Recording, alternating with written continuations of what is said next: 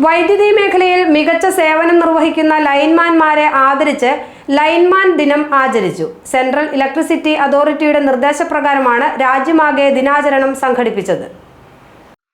Central electricity അതോറിറ്റിയാണ് March 4 lineman Divas ആയി പ്രഖ്യാപിച്ചത്. രാജ്യത്തെമ്പാടും ദിനാചരണം നടന്നു.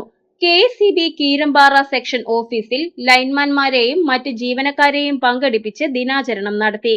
അസിസ്റ്റന്റ് എഞ്ചിനീയർ പ്രിൻസ് വർഗീസ് അധ്യക്ഷത വഹിച്ച ചടങ്ങിൽ സബ് എഞ്ചിനീയർമാരായ സൈബി മത്തായി, TJ ഷൈബു, KK സന്തോഷ് തുടങ്ങിയവർ പ്രസംഗിച്ചു. ലൈൻമാൻമാരെ ആദരിക്കുന്നതിനും അവർ സമൂഹത്തിന് നൽകുന്ന സേവനങ്ങളെ അനുസ്മരിക്കുന്നതിനും ലക്ഷ്യമിട്ടാണ് ലൈൻമാൻ ദിനം പ്രഖ്യാപിച്ചത്.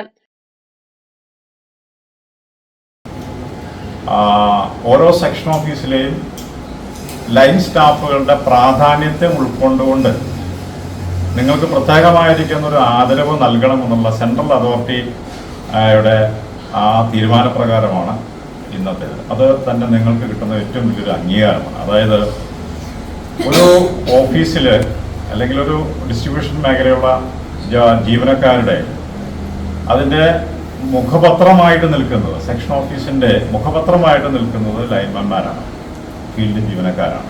ഞങ്ങളെക്കാളൊക്കെ ഏറ്റവും അധികമായിട്ട് ഫീൽഡിൽ ജനങ്ങളുമായി ബന്ധപ്പെട്ട് നിൽക്കുന്ന ഉത്തരവാദിത്തപ്പെട്ടതായിരിക്കുന്ന ഉദ്യോഗസ്ഥരെന്ന നിലയിൽ നിങ്ങളുടെ പ്രാധാന്യം വളരെയാണ്.